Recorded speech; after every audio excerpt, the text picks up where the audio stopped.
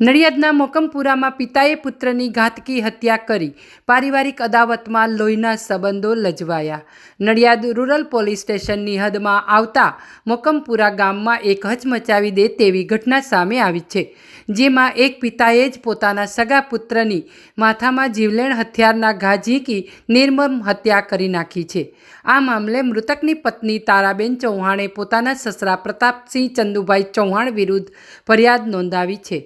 Police અહેવાલ મુજબ આ ઘટના 6 જાન્યુઆરી 2026ના રોજ સાંજના આશરે 7 વાગ્યાની આસપાસ શેઢી નદીના કિનારે બની હતી. હત્યા પાછળનું મુખ્ય કારણ પારિવારિક કલેશ અને જૂની અદાવત હોવાનું બહાર આવ્યું છે.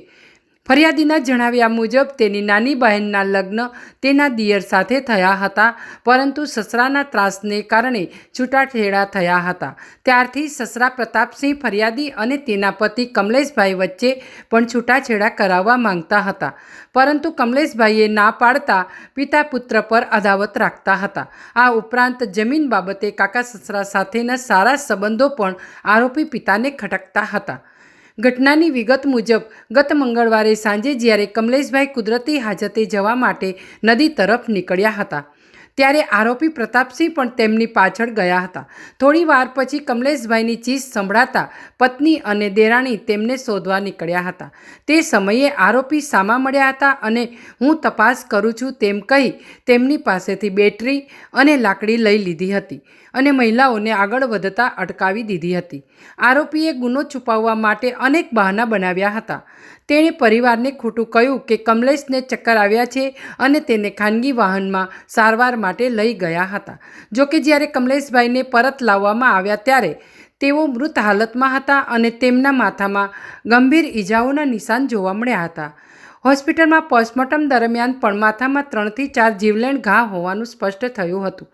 આરોપીએ પોતાની હાજરી છુપાવવા માટે બીજા રસ્તેથી ઘરે પરત ફરીને પરિવારને ગેરમાર્ગે દોરવાનો પ્રયાસ કર્યો હોવાનું ફરિયાદમાં જણાવ્યું છે. પત્નીને શંકા જતાં તેમણે પોલીસને જાણ કરી હતી, જેના આધારે નડિયાદ રૂરલ પોલીસે હત્યાનો ગુનો નોંધી આરોપી પિતાની ધરપકડ કરવામાં દિશામાં ચક્રો ગતિમાન કર્યા છે. આ ઘટનાને પગલે સમગ્ર પંથકમાં અરેરાટી વ્યાપી ગઈ છે અને પારિવારિક સંબંધો પર સવાલો ઊભા થયા છે. નડિયાદ તાલુકાના મોકમપુરા ગામમાં પ્રતાપસિંહ ચૌહાણ કરીને એક વ્યક્તિ છે, તેનું પોતાનું ખેતર આવેલું છે. હવે આ પ્રતાપસિંહ જે છે એને 2 દીકરાઓ છે. એકનું નામ છે હર્ષદ અને બીજાનું નામ છે કમલેશ. બંને દીકરા આમ તો ખેતરમાં જ રહે છે, પરંતુ પોતાના ઘર જુદા જુદા રાખે છે. આજે કમલેશ છે એ ગત તારીખ 6/1/24ના રોજ કુદરતી હાજતે ગયેલો અને ત્યારબાદ તેને હોસ્પિટલાઇઝ કરવામાં આવેલો અને હોસ્પિટલમાં ડૉક્ટરે તેને મૃત જાહેર કરેલો. આ બાબતે તેના પત્ની જે છે તારાબેન કમલેશભાઈ પ્રતાપસિંહ ચૌહાણ નાઓએ નડિયાદ તાલુકા પોલીસ સ્ટેશનની અંદર ફરિયાદ આપેલી છે.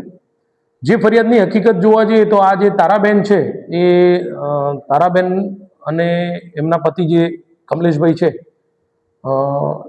તારાબેનના બેન જે છે પારુલનું લગ્ન પણ આમના કમલેશના નાના ભાઈ હર્ષદ સાથે થયેલું હતું. બંને વચ્ચે મનમેળ ન હોવાને કારણે હર્ષદભાઈએ પારુલને છૂટાછેડા આપેલા. જે તે વખતે એમના જે આ કામના આરોપી છે પ્રતાપસિંહ ચૌહાણ, એ પોતે આ તારાબેનને પણ તેમના પુત્ર કમલેશથી છૂટાછેડા આપવા માંગતા હતા. હવે આના પરિણામે 2 વચ્ચે થોડો ખટરાક થયેલો, કેમ કે કમલેશે તારાને છૂટાછેડા નહીં આપેલા. ત્યારબાદ આ પ્રતાપસિંહ અને તેના ભાઈ હિંમતસિંહ તે બંને વચ્ચે પણ જમીન બાબતે વિખવાદ ચાલતો હતો, જમીન વેચાણના પૈસા બાબતે, જેના કારણે પ્રતાપસિંહના સંબંધો આ હિંમતસિંહ સાથે તૂટી ગયેલા.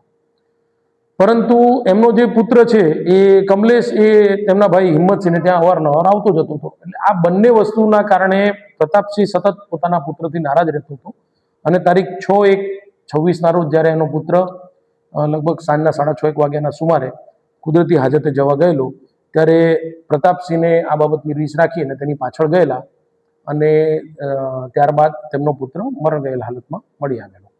જે અનુસંધાને પ્રતાપસિંહ પોતે છેલ્લે જ્યારે ગયેલા તે બાબતે તેમના પુત્રવધુ તારાબેને એમને પૂછેલું, તો એ વખતે એમણે કમલેશને ચક્કર આવેલા છે જેવી હકીકતો જણાવેલી અને સાથે સાથે આ લોકો જ્યારે તારાબેને જ્યારે ચીસ સાંભળી અને એ લોકો જોવા જતા હતા તે વખતે તેમને પણ અટકાવેલા અને અટકાવીને એમ કહ્યું કે તમે પાછા વળો, હું જોઈ આવું છું. એટલે આ જે ઘટનાના કારણે તારાબેને થોડી વિગતવારની પૂછપરછ કરી ત્યારે એમને જાણવા મળ્યું કે એમના પતિના માથામાં કોઈ હથિયારથી ઘા મારવામાં આવેલા છે અને ત્યારબાદ તેમનું મરણ ગયેલું છે. જેથી આ પ્રતાપસિંહ ચૌહાણ પોતે તારાબેનના પતિ કમલેશભાઈની પાછળ ગયેલા હોય અને ત્યારબાદ તે મરણ ગયેલ હાલતમાં બીએનએસની કલમ 103 મુજબની ફરિયાદ તારાબેને નડિયાદ પશ્ચિમ પોલીસ સ્ટેશનમાં આપેલી છે, જેની તપાસ કરી આરોપી પ્રતાપસિંહ ચૌહાણને અટક કરવામાં આવેલો છે અને તેને રિમાન્ડ મેળવવાની તજવીજ હાથ ધરવામાં આવી છે. તપાસ હાલમાં ચાલુ છે.